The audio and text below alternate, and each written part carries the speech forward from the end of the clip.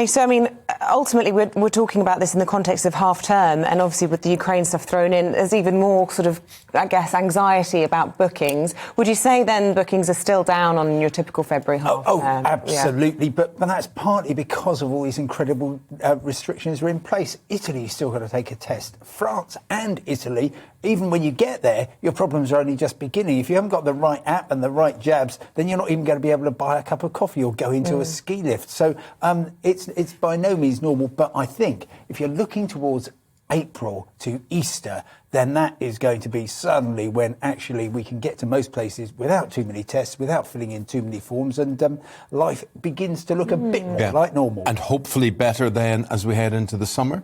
Oh, yes. Well, lots of people are saying to me, I'm going to Italy in August, and what do I do about the tests? At the moment, you do exactly nothing. I mean, things are changing so quickly that they could be different next week, and 6 months from now, who knows? Yeah, but too late for skiing when it comes to Easter, probably. Where would you say is a lovely place to go at that time of year? Well, you're getting the Greek islands just opening up. Of course, if you go to a southerly island like Crete, absolutely gorgeous, very spring-like, quite warm, and of course everybody still wants to go to the Canaries, who wouldn't, and hopefully it'll be a lot easier for families. But for school holidays, probably you want to start booking quite quickly. So, Simon, over these 2 weeks, despite Spain lifting this restriction, where are people heading to now over the next 2 weeks? OK, well, a lot of people going to Dubai because the restrictions aren't too bad there. And, of course, you're going to get pretty much guaranteed sunshine.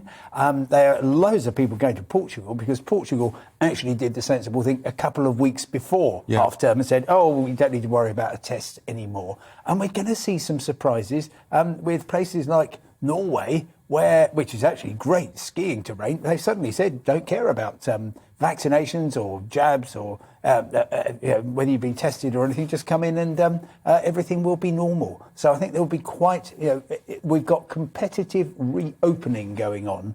Each country is looking at its tourist industry and thinking, hang on, we've got to do something. We've got to get in ahead of the others. And so Spain very much has been left behind on this, and I think they will regret it. And I'm just curious, because we always talk about travel as an international travel. One of the great things of the pandemic, of course, was the staycation. Have people been staycationing this half-term, or are people still doing it? But the weather is not... It's been a bit miserable, hasn't it? Miserable weekend. I was travelling around the country and trying to feel cheerful, but it was quite difficult. And even then, people say, everyone stopped, didn't go away last year. They went on holiday in the UK. I'm afraid it wasn't like that. There was a huge slump both in the UK and going abroad. And while it was difficult to get a lovely cottage on the coast in Cornwall, Stratford-on-Avon was a ghost town, I'm afraid. Well, we look forward to hopefully talking to you from Sydney. Yeah, well, we shall see. A few hoops to jump through. I haven't got a ticket or anything like that yet, but